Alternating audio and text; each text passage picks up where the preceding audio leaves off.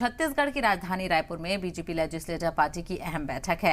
इस बैठक में रियासत के नए वजीर आला का नाम तय किया जा सकता है। छत्तीसगढ़ के सीएम चेहरे को लेकर बीजेपी के अंदर हलचल तेज हो गई है। इसी को लेकर रायपुर में छत्तीसगढ़ बीजेपी सदर अरुण साव ने दिल्ली से पहुंचे सर्बानंद सोनोवाल, अर्जुन मुंडा और दुष्यंत गौतम से मुलाकात की। ये मुलाकात रायपुर में बीजेपी दफ्तर में ही हुई है। इसके अलावा अब से कुछ ही देर में मीटिंग भी होनी है। उसके लिए एमएलएस के पहुंचने की शुरुआत भी हो गई है। ज्यादातर एमएलएस पहुंच भी चुके हैं। चूंकि 2 बजे का वक्त बताया जा रहा था मीटिंग को लेकर, ऐसे में सियासी हलचल तेज है और कुछ ही देर में मीटिंग शुरू होने का इम्कान भी जाहिर किया जा रहा है। तो छत्तीसगढ़ में बीजेपी लेजिस्लेटिव पार्टी की बैठक, अराकान असेंबली के साथ ऑब्जर्वर की मीटिंग यहां पर होने वाली है। ऐसे में देखना बेहद अहम होगा कि किसके नाम पर यहां पर मोहर लगती है। तो सबसे पहले जो आपको बताते चले, जो इस रेस में आगे चल रहे हैं, उनका नाम है रमन सिंह। साबिक सीएम भी रह चुके हैं और 3 बार के सीएम रह चुके हैं और रियासत को चलाने की बेहतर समझ भी इनको है। कास्ट स्ट्रैटेजी का फायदा यहां पर होगा। राजनांदगांव से चुनाव भी जीते हैं। इसके अलावा छत्तीसगढ़ बीजेपी के सदर, पार्टी का दिग्गज चेहरा, साहू समाज से ताल्लुक रखते हैं। और इसी को लेकर ज्यादा जानकारी हासिल करते हैं हमारे नुमाइंदे राजेश इस वक्त हमारे साथ जुड़ गए हैं। राजेश, मीटिंग को लेकर क्या कुछ हलचल है? शुरू होने वाली है क्या मीटिंग? निश्चित तौर पे जल्द ही अब मीटिंग शुरू होने वाली है, क्योंकि 2 बजे का समय था और 2 बज चुका है और पूर्व मुख्यमंत्री डॉक्टर रमन सिंह अभी यहां बीजेपी दफ्तर प्रवेश कर चुके हैं। मतलब करीब जो 53 विधायक पहले ही मौजूद थे, एक विधायक की कमी थी और वो थे पूर्व मुख्यमंत्री डॉक्टर रमन सिंह। वो भी फिलहाल अब पहुंच चुके हैं। अब कुछ ही समय में अब मीटिंग जो है शुरू हो जाएगी। पर्यवेक्षक भी अंदर मौजूद हैं और साथ साथ जो प्रदेश प्रभारी हैं ओम माथुर और इसके अलावा प्रदेश चुनाव सह प्रभारी मनसुख मांडविया वो भी यहाँ पे मौजूद हैं। नितिन नवीन भी मौजूद हैं और मैं ठीक भाजपा दफ्तर के बाहर खड़ा हुआ हूं और बड़ी तादाद पे जो कार्यकर्ता हैं, जो समर्थक हैं, वो यहाँ मौजूद हैं और संख्या आप देख सकते हैं कि कितनी बड़ी संख्या पे ये मौजूद हैं। लेकिन इससे पहले भाजपा दफ्तर के ठीक बाहर की एक तस्वीर मैं सुनील से कहूंगा ये दिखाएं कि प्रधानमंत्री नरेंद्र मोदी की एक तस्वीर है। यहाँ पे एक फ्लैक्स बनाया गया है और जय श्री राम का नारा, जो भाजपा अक्सर जिस नारे के दम पे कहीं ना कहीं अक्सर सत्ता पे काबिज होते आई है, वो नारा लिखा हुआ है और उसके ठीक नीचे राज तिलक की करो तैयारी, आ गए हैं भगवाधारी। तो ये नारा इस वक्त भाजपा ने दिया हुआ है और भाजपा दफ्तर के ठीक बाहर ये तस्वीर है और साथ में ये कार्यकर्ता यहाँ पे मौजूद हैं और नारेबाजी का जो दौर है वो भी जारी है। अलग अलग क्षेत्र, अलग अलग इलाकों से आए हैं। आप कहाँ से आए हैं भाई साहब? कुनकुरी विधानसभा। कुनकुरी विधानसभा। क्या सोच रहे हैं, कब से आए हैं? हम लोग तो 10 बजे लगभग से आए हैं जी। और पार्टी उम्मीदें हैं, कौन बनेगा मुख्यमंत्री? हम तो कमल छाप वाले हैं। किसी को भी मुख्यमंत्री बनाए कोई दिक्कत नहीं है, क्योंकि भारतीय जनता पार्टी का जो मूल मंत्र है, पार्टी नहीं परिवार है, संगठन नहीं संस्कार है। भारतीय जनता पार्टी जिसको नियुक्त करेगी उसी को हम। ये सच्चा एक कार्यकर्ता है जो हमारे बीच मौजूद हैं। हालांकि यहाँ पे कई लोग आए हुए हैं जो अलग अलग अपने नेता को मुख्यमंत्री बनाने का दावा कर रहे हैं। बिल्कुल, यहाँ पर राजेश सियासी हलचल काफी तेज है। आपके पास लौटेंगे जैसे ही मीटिंग को लेकर चर्चा शुरू होगी, आपसे भी जानकारी लेंगे। हमारे साथ कुछ खास मेहमान जुड़ गए हैं, पॉलिटिकल एनालिस्ट हमारे साथ जुड़ गए हैं, उनसे भी बातचीत कर लेते हैं। Doctor Sunil Kaushik ji senior journalist हैं, अक्सर इनसे बातचीत होती है कई मामलों को लेकर। राहुल लाल जी अक्सर हमारे साथ जुड़ते हैं, पॉलिटिकल एनालिस्ट हैं, और साथ ही साथ सैयद जवाद जी हमारे साथ जुड़ गए, ये भी पॉलिटिकल एनालिस्ट है। तो आपका सियासी तजिया क्या कहता है ये भी जानने की कोशिश करेंगे। सबसे पहले शुरुआत कर लेते हैं राहुल जी आपसे। क्या लग रहा है आपको, किसके नाम पर मोहर लगनी है और आखिर इतनी देर क्यों हो रही है अगर मोहर ही लगानी है इन्हीं नामों पर? ठीक है, पूरा मामला जो है कि भारतीय जनता पार्टी के लिए जिस तरह से आसान समझा जा रहा था, वो तीनों राज्यों में, चाहे छत्तीसगढ़, मध्य प्रदेश और राजस्थान हो, वो आसान नहीं है। और देखिए, इससे ये भी चीजें दिख रही हैं, मुख्यमंत्री किसको चुनेंगे वो तो इंटरेस्टिंग है ही मामला, लेकिन जो पर्यवेक्षक भेजा गया है वहां पर भी प्रतिनिधित्व का ध्यान रखा गया है। चूंकि एक अर्जुन मुंडा है, तो सोचिए झारखंड के जो है कि वो मुख्यमंत्री रह चुके हैं, अभी भी केंद्र में मंत्री हैं। मुंडा जनजाति से आते हैं, वो एक जनजाति मुख्यमंत्री, जो पूर्व मुख्यमंत्री रहे जनजाति समूह के, उनको रखा गया है। दुष्यंत गौतम सोचिए कि महासचिव हैं और एससी समूह से आते हैं, वो है। सर्बानंद सोनोवाल असम के पूर्व मुख्यमंत्री रहे हैं। ये 3 पर्यवेक्षक हैं। तो पर्यवेक्षकों में भी पूरा विविधता रखने का प्रयास हुआ। तो भारतीय जनता पार्टी सीधे सीधे कुछ ना कुछ बड़े समीकरण साधने का प्रयास करेगी। क्योंकि अगर वो ओबीसी मुख्यमंत्री की तरफ जाते हैं, अगर वो तो फिर ऐसे में जो प्रदेश अध्यक्ष हैं अरुण साव, उनका नाम काफी महत्वपूर्ण हो जाएगा। या फिर अगर दलित मुख्यमंत्री की तरफ वो अगर एसटी मुख्यमंत्री की तरफ जाते हैं तो विष्णुदेव जी का नाम काफी महत्वपूर्ण होगा। तो ये, या फिर अगर महिला को प्रतिनिधित्व देना चाहते हैं तो फिर रेणुका सिंह का नाम महत्वपूर्ण होगा। ये कुछ ऐसे समीकरण हैं और इन समीकरणों की तरफ भारतीय जनता पार्टी बहुत गंभीरता से देख रही है। और मैं मानता हूं कि जिस तरह से विपक्षी गठबंधन ने और विशेषकर कांग्रेस ने ओबीसी जनगणना का मामला हो या सबों को एससी एसटी ओबीसी के प्रतिनिधित्व का मामला, उसको काफी प्रमुखता से उठाया है। वैसे स्थिति में उसके प्रत्युत्तर में जो तीनों राज्यों होंगे, अगर मान लीजिए कि ये तो चीजें यहाँ पे बैठक में तय होंगी, लेकिन ये तीनों राज्यों के जो मुख्यमंत्री होंगे उसमें हम लोगों को एक विविधता देखने की स्थिति मिलेगी हम लोगों को, और उसका प्रभाव यहाँ पे छत्तीसगढ़ में भी दिखेगा। बिल्कुल, और कहीं ना कहीं जिस तरह से ये पूरा मंथन चल रहा है, आगे का रोड मैप भी यहीं से तैयार किया जाएगा। डॉक्टर सुनील कौशिक, आपका सियासी आकलन क्या कुछ कहता है? किस तरह से आज नतीजा सामने आएगा? क्या आज तस्वीर साफ हो जाएगी या मजीद गौर व खौस करने की जरूरत यहाँ पर पड़ सकती है? सारी तस्वीर साफ है। जो भी पर्यवेक्षक बन के गए हैं, निश्चित तौर से वो एक पर्ची जेब में रख के यहाँ से ले गए होंगे दिल्ली से।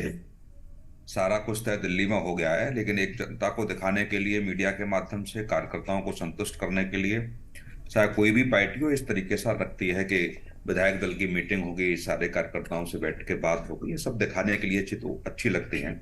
लेकिन जो होना है वो हो गया। तीनों राज्यों के चुनाव ले लो, उसमें छत्तीसगढ़ भी है। प्रधानमंत्री मोदी के नाम पर वोट मिला है, कोई ऐसा वहां चेहरा तो था नहीं जिसके नाम पर वोट मिला है।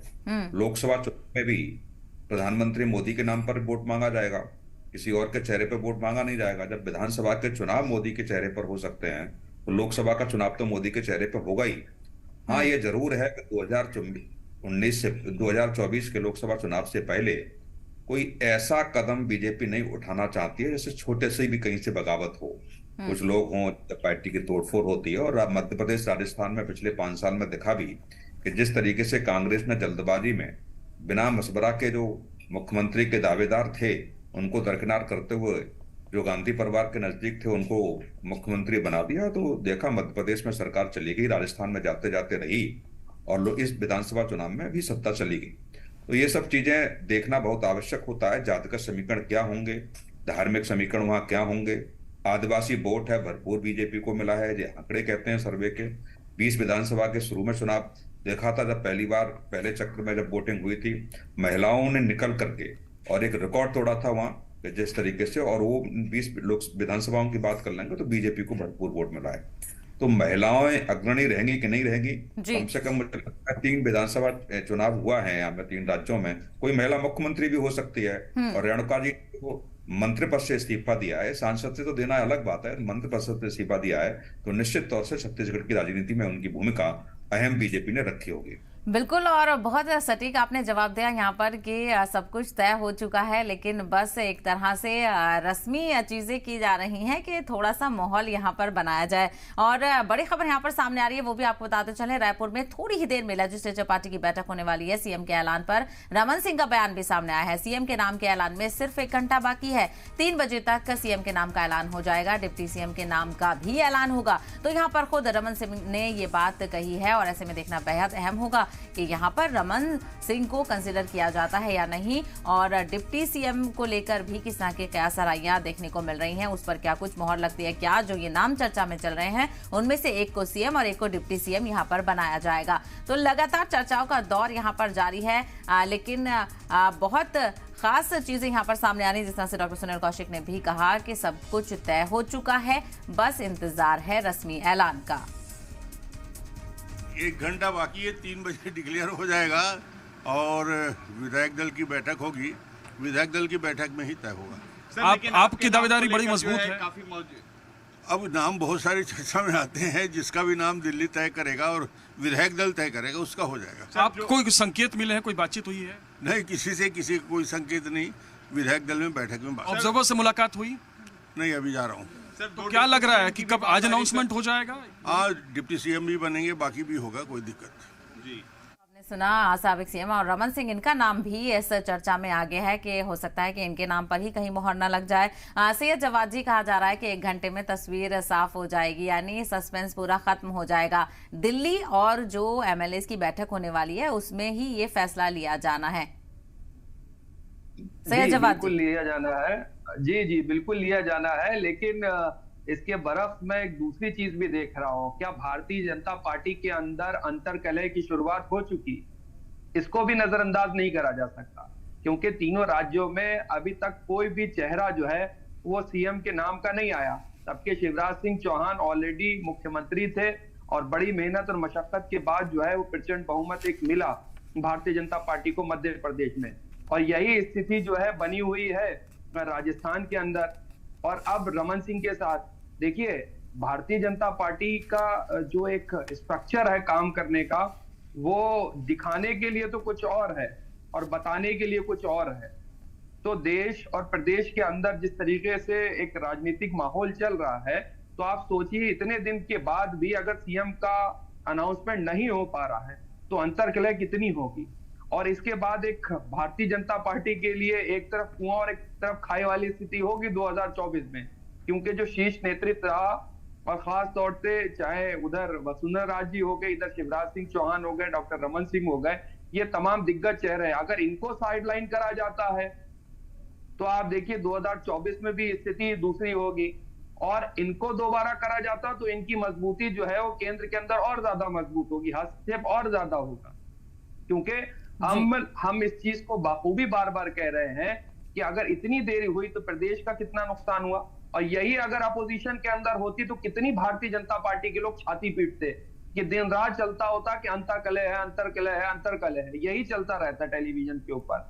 लेकिन आप सोचिए कितना बड़ा प्रदेश का नुकसान हो रहा है। तीसरी सबसे बड़ी बात, अगर यही फार्मूला एक सीएम एक डिप्टी सीएम वाला अगर लेकर के आएंगे तो कहीं ये महाराष्ट्र वाली स्थिति ना उत्पन्न हो जाए कि डेविड फडणवीस को जो है आपने मुख्यमंत्री से उप मुख्यमंत्री बना दिया, क्या रमन सिंह को उप मुख्यमंत्री बनाने जा रहे हैं?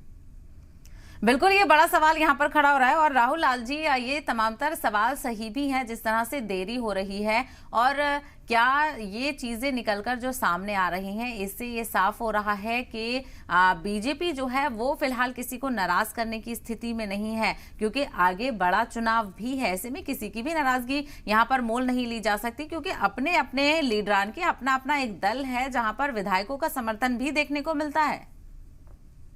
बिल्कुल, देखिए बीजेपी के लिए परेशानी है, क्योंकि हम लोग देख रहे हैं कि 3 दिसंबर को मतगणना हुई और तेलंगाना में पूरा का पूरा सरकार जो है कि 7 दिसंबर को शपथ भी ले चुकी है। अब भारतीय जनता पार्टी में माथापच्ची जारी है। देखिए इसमें कई कारण है, अगर हम लोग छत्तीसगढ़ को पर्टिकुलर लेके भी बात करें। अब अरुण साव जी को देखिए, अरुण साव जी की स्थिति क्या है, वो प्रदेश अध्यक्ष रहे, अब वहां पे किसी का चेहरा या नाम तो था नहीं। ऐसे स्थिति में अरुण साव जी को जो है कि वो श्रेय जाएगा। अगर हम लोग पहले याद करें, रमन सिंह जब भारतीय जनता पार्टी को वहां पे सत्ता में लेके आए थे तो रमन सिंह जी उसमें प्रदेश अध्यक्ष थे। उसके बाद अगर कांग्रेस में भी देखें, जो छत्तीसगढ़ का रिवाज है, वहां पे एक तरह से भूपेश बघेल प्रदेश अध्यक्ष थे, उसमें फिर कांग्रेस ने उनको मुख्यमंत्री बनाया। तो उस हिसाब से अगर दावेदारी का देखें तो अरुण साव जी प्रबल दावेदार बनते हैं, ओबीसी का मामला भी प्रबल दावेदारी में जाता है। लेकिन भारतीय जनता पार्टी के साथ समस्या क्या है कि अगर वो उन्हें बनाते हैं तो फिर दूसरे सारे समूह जो चूंकि उनको आदिवासियों का भी वोट काफी ज्यादा मिला है, आप उन्हें कैसे संतुष्ट करते हैं? वहां पे विष्णुदेव जी भी दावेदारी लेके खड़े हैं। तो अलग अलग क्षेत्रों के लोग दावेदारी में खड़े हैं। इसमें किसी का भी थोड़ा संतोष अगर होता है तो इन्हें 2024 के लोकसभा चुनाव में काफी नुकसान की स्थिति होगी। देखिए रेणुका सिंह जी के नाम को तो इसलिए भी माना जा रहा है कि चूंकि ये तो तय है कि यहाँ पे विधायक दल के बैठक में कुछ नहीं होना है। मैं इस बात से सहमत हूँ कि नाम दिल्ली से ही तय होगा। तो अगर राजस्थान में वसुंधरा जी को कंटिन्यू अगर उनके नाम को बनाया जाएगा वहां पे, तब तो एक महिला मुख्यमंत्री वहीं से मिल जाएंगे। तो वैसे स्थिति में फिर यहाँ पे जो है कि महिला प्रतिनिधित्व देने का प्रयास नहीं होगा, कुछ और प्रतिनिधित्व देने का प्रयास होगा। लेकिन अलग अलग समूहों को संतुष्ट करना, चूंकि भारतीय जनता पार्टी 54 जो है कि सीधे सीधे 46 बहुमत का आंकड़ा था, 54 सीटों पे वो है, और अलग अलग समूहों का उनको वोट मिला है, और अलग अलग नेताओं का अलग अलग हिस्से में अलग अपने अपने समूह में काफी उनका प्रभाव है उनका। अब रमन सिंह को आप भले ही देखिए, आप उनको उनका नाम लेके आप नहीं लड़े, लेकिन जिस तरह से उन्होंने लंबे समय तक छत्तीसगढ़ में अपना शासन व्यवस्था उन्होंने दिया, तो वो खुद ही भारतीय जनता पार्टी के बड़े नेता हैं, आप उनको दरकिनार कैसे कर सकते हैं? तो ये सब एक संतुलन बैठाना वो बड़ी कठिन चुनौती की स्थिति है। भारतीय जनता पार्टी के लिए जो कहा जाता था कि वहां पे सब चीज बहुत आसानी से हो जाती है, वो चीजें हम लोगों को नहीं दिख रही है। तो एक तरह से पार्टी के भी अंदर जो है कि वो बाहर से जो हम लोग को शांति का माहौल दिख रहा है, अंदर कहीं कहीं एक तरह से घमासान वाली स्थिति नजर आ रही है। बिल्कुल घमासान वाली सिचुएशन यहाँ पर पूरी नजर आ रही है और लगातार जिस तरह से मंथन देखने को मिल रहा है, ये इस तरह की स्ट्रैटेजी बीजेपी की तो बिल्कुल नजर नहीं आती है। डॉक्टर सुनील कौशिक, आपने तो शुरुआत में ही कहा और सभी इसकी हिमायत कर रहे हैं कि नाम तो वहीं से तय होना है, क्योंकि हतमी मोहर भी वहीं से लगेगी। तो ऐसे में वहां के फैसले को क्या ये कोशिश हो रही है कि जो आला कमान की तरफ से फैसला लिया है उस पर सभी लोगों को राजी करना है? क्योंकि कहीं ना कहीं जो भी लोग यहाँ पर दावेदारी कर रहे हैं, एक मतभेद हो सकता है और हमने कई जगह पर ऐसा देखा। हालांकि कांग्रेस में ये ट्रेंड रहा है कि बड़ा कोशिश करनी पड़ती है, मनाना पड़ता है लोगों को, लेकिन वो तेलंगाना में फैसला कर चुकी है। यहाँ पर बीजेपी के लिए 3 रियासतों में बड़ी मुश्किल देखने को मिल रही है। नहीं, देखो ऐसा नहीं है। बीजेपी का राष्ट्रीय नेतृत्व जो निर्णय करता है, बगावत के चांस बहुत कम होते हैं और आपने कई राज्यों में देखा भी। उत्तराखंड में जो मुख्यमंत्री थे वो चुनाव हार गए, फिर उनको मुख्यमंत्री बना दिया और जब उनको मुख्यमंत्री तय किया गया था, 2 बड़े सीनियर मुख्यमंत्री वहां मौजूद थे, उन दोनों सीनियर नेताओं को मुख्यमंत्री नहीं बनाया। गुजरात में आपने देखा क्या हुआ, गुजरात में पूरा मंत्रिमंडल बदल दिया। कहने का सीधा सीधा तात्पर्य यह है कि राष्ट्रीय नेतृत्व नहीं चाहता कहीं से कोई ऐसी गुंजाइश हो जो आजकल कांग्रेस में देखने को मिलती है, चाहे उनको 2 मुख्यमंत्री बनाने हो, चाहे कोई भी निर्णय लेना हो। वो दिक्कत जब आती है जब वहां के कुछ कद्दावर नेता होते हैं और उनके हिसाब से वोट मिलता है। जब मोदी के नाम पर चुनाव लड़ा गया, मोदी के नाम पर वोट मिला, तो मोदी ही निर्णय लेंगे। और आप देखिए जिन जिन राज्यों में जो भी निर्णय ऊपर से लिया है, निश्चित तौर से मानिए वो वहां के कार्यकर्ताओं ने सिरोधार्य किया है। लेकिन लोकसभा 24 बहुत मायने रखता है। बीजेपी नहीं चाहती कि ऐसी कोई बात मीडिया के माध्यम से सार्वजनिक तौर से जाए कि बीजेपी में कोई बगावत की गुंजाइश है या बीजेपी ने के राष्ट्रीय नेतृत्व ने जो निर्णय लिया वो वहां के नेताओं ने स्वीकार नहीं किया। यार ऐसी शुरुआत हो जाती है तो निश्चित तौर से आगे कठिनाई बीजेपी को होगी। तो यही वजह है। और सीधा सीधा ये है कि 2 दिन 4 दिन लेट होने से क्या फर्क पड़ने वाला है। लेकिन यदि स्थायी मुख्यमंत्री मिल जाए, मैंने अभी मध्य प्रदेश राजस्थान के इसलिए एग्जाम्पल दिए, पंजाब भी उसमें अंतोगत्वा एक एग्जाम्पल ही था कि कैप्टन साहब और सिद्धू के बीच जो घमासान चला, राष्ट्रीय नेतृत्व उनका समाधान नहीं कर पाया। और जिस मुख्यमंत्री का निर्णय पंजाब में लिया तो क्या विधायक दल की मीटिंग में हुआ, तो दिखाने के लिए हुआ, दिल्ली दरबार से तय हो गया। जब दिल्ली दरबार से तय हुआ तो क्या हुआ पंजाब के इलेक्शन में। वही स्थिति बीजेपी समझती है कि निश्चित तौर से ऐसा कोई निर्णय न लिया जाए जिससे कहीं से कोई बगावत हो। अब तक नहीं हुई है, लेकिन शुरुआत होती है बगावत की तो निश्चित तौर से विपक्ष में बैठे हुए राजनीतिक दलों को यह सवाल करने का मौका मिल जाएगा। तो वही है, मैं तो फिर कह रहा हूं कि जो निर्णय होना था वो निर्णय दिल्ली दरबार में हो गया। उनके दूत गए हैं रक्षक बन के, वही मोहर लगनी है। जो है जेब से पर्ची निकलेगी, उन्हीं के नाम पर विधायक दल के लोग या विधायक उसी पे मोहर लगाएंगे। बस यही है कि एक कार्यक्रम करने का तरीका होता है कि विधायकों से बैठ के बातचीत होती है और विधायकों से बैठ के पूछ किया जाता है, एक एक करके 2-2 4-4 करके, तो उनको संतुष्टि होती है, चलो हमें पूछा तो गया। बिल्कुल। और इसकी मिसाल भी देखने को मिली, जिस तरह से महाराष्ट्र में सैयद जवाद जी ने भी कहा कि देवेंद्र फडणवीस को डिप्टी सीएम बनाया गया, उसको एक्सेप्ट वहां पर किया सैयद जवाद जी। शायद यही वजह है कि इसमें इस चीज को लेकर थोड़ा मंथन देखने को मिल रहा है, क्योंकि सभी को एतमाद में यहाँ पर लिया जा रहा है। हालांकि बगावत नहीं होगी, लेकिन फिर भी कि आपसे कंसिडर किया गया है, आपसे नजरेसानी कराई गई है, ताकि किसी भी तरह का मतभेद बाद में किसी को ना देखने को मिले। देखिए, भारतीय जनता पार्टी में इस चीज को कितना भी कोई बोल ले कि भारतीय जनता पार्टी में बगावत नहीं है, बगावत नहीं, मैं कह रहा हूं भारतीय जनता पार्टी में सबसे ज्यादा बगावत है। और आने वाले वक्त में आप उस चीज को देखिएगा। हिमाचल का आपने एग्जाम्पल देखा हुआ था कि माननीय प्रधानमंत्री जी अपने मौजूदा पूर्व सांसद विधायक को रिक्वेस्ट कर रहे थे, मना रहे थे, उसके बावजूद भी नहीं माने और निर्दलीय चुनाव लड़े। और अभी क्या ये भी एक सवाल खड़ा होता है कि वसुंधरा राजे जी क्या मुख्यमंत्री से कम पे डिजर्व करती हैं? क्या शिवराज सिंह चौहान साहब मुख्यमंत्री से कम पे डिजर्व करते हैं? उनका ये कहना कि मैं दिल्ली नहीं जाऊंगा, ये कोई छोटी बात नहीं थी, ये बहुत वजनी बात थी। वो एक सजे हुए पॉलिटिशियन, एक समझदार पॉलिटिशियन है। कम बोलते हैं, और जब वो बोलते हैं तो उनकी बात के अंदर वजन वो दिखता है। क्यों फिर उन्होंने कहा कि मैं दिल्ली नहीं जाऊंगा? और अभी डॉक्टर रमन सिंह के साथ, रमन सिंह के चलिए चेहरे पे तो वहां छत्तीसगढ़ में चुनाव नहीं लड़ा गया, माननीय प्रधानमंत्री जी ने लड़ा, लेकिन इसका इंपैक्ट सोचिएगा अगर शिवराज सिंह चौहान, वसुंधरा राजे जी और डॉक्टर रमन सिंह ये उस आइडियोलॉजी के हैं जिस वक्त पंडित अटल बिहारी वाजपेयी जी और लाल कृष्ण आडवाणी जी के चहितों में उस आइडियोलॉजी को लेकर के चलने वाले लोग हैं। और याद होगा 2014 से पहले लोकसभा चुनाव के अंदर शिवराज सिंह चौहान को सबसे ज्यादा लाल कृष्ण आडवाणी साहब ने पसंद करा था, और शायद उसी का खमियाजा था कि आज वो भुगतना पड़ रहा है। जो बड़े बड़े कद्दावर नेता थे, मैं लाइन लगा के गिना सकता हूं कि जिन्होंने भारतीय जनता पार्टी के लिए जो है खास तौर से शीर्ष नेतृत्व माननीय प्रधानमंत्री जी के लिए और गृह मंत्री जी के लिए क्या क्या बोला है, उन सबको किस तरीके से साइडलाइन करा गया वो भी देख लीजिए। चाहे कीर्ति आजाद हो गए, शत्रुघ्न सिन्हा हो गए, उसके बाद सुब्रमण्यम स्वामी हो गए, यशवंत सिंह हो गए, यशवंत सिन्हा हो गए, तमाम ऐसी पॉलिटिकल आइडियोलॉजी जो अटल बिहारी वाजपेयी जी की आइडियोलॉजी से बैच करती थी, उनके नेतृत्व में लड़े हुए चुनाव थे। आज वो चीजें अगर सामने आएंगी तो इस वक्त जो नेतृत्व खड़ा होगा वो बगावती सुर लेकर के ही खड़ा होगा, क्योंकि सियासत के अंदर सबको अपना सम्मान चाहिए, सबको अपना स्थान चाहिए। अगर आप उनको वो सम्मान और स्थान देते हैं तब तो आपके लिए राह आसान होगी, लेकिन अगर आप ये सोचेंगे कि सबको जिस तरीके से माननीय प्रधानमंत्री जी की और माननीय गृह मंत्री जी की एक पॉलिटिकल शैली है, जिस तरीके से वो काम करते हैं कि नहीं जो मैंने डिसीजन दिया वही सही होगा, यहाँ हिंदी पट्टी के अंदर वो चीजें बिल्कुल अलग होंगी। ठीक है राहुल लाल जी, मैं इस पर आपका रिएक्शन लेना चाहूंगी। जो सारे आकलन सैयद जवाद जी बता रहे हैं, क्या बीजेपी में ऐसी चीजें नजर आती हैं? देखिए, मैं तो महाराष्ट्र के उदाहरण पे ही जाऊंगा। वहां पे देखिए देवेंद्र फडणवीस को उप मुख्यमंत्री तो बनाया ही गया, लेकिन उनके पास वित्त मंत्रालय था पहले जब सरकार का गठन हुआ अभी, लेकिन बाद में फिर वो वित्त मंत्रालय भी उनसे लेके अजित पवार जी को दे दिया गया। तो उनके शक्तियों को तो देखिए पहले तो उप मुख्यमंत्री बना दिया गया, और फिर वित्त मंत्रालय फाइनेंस मिनिस्ट्री था वो भी उनसे ले लिया गया। और देखिए जब आप इस प्रकार से अपने क्षेत्रीय नेतृत्व के साथ करते हैं तो उसका प्रभाव बड़ा गड़बड़ पड़ता है। वो लोकसभा चुनाव में बिल्कुल मुझे लग रहा है कि वो दिखेगा महाराष्ट्र के चुनाव में।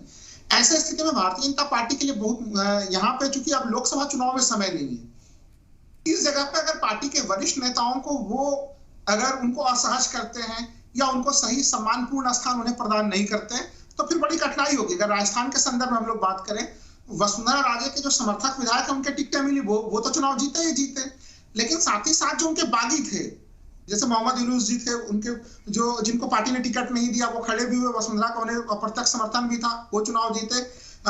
उसी तरह से हम लोग देखते हैं चित्तौड़गढ़ में भी जो है कि वो आक्या साहब थे, वो भी बागी थे, वसुंधरा के समर्थकों में आते हैं, वो भी चुनाव जीते। एक तरह से अच्छे खासे लोग, कई सारे लोग थे जो कि उनके बागियों में से भी चुनाव जीते हैं। तो भारतीय जनता पार्टी जान रही है कि एक तरह से इन लोगों को किसी भी तरीके से नाराज करने से सरकार पर संकट की स्थिति तो आएगी आएगी, अभी फिर लोकसभा चुनाव में भी वो संकट की स्थिति होगी। शिवराज सिंह चौहान अगर मान के चलिए ठीक है, माननीय प्रधानमंत्री जी के चेहरे पे चुनाव लड़ा गया, लेकिन अंततः वहां पे सिटिंग इस समय जो है कि वो चीफ मिनिस्टर थे, वो अब उनके साथ भी उनकी उपलब्धियां छीनी नहीं जा सकती उनसे, उनका भी प्रभाव रहेगा।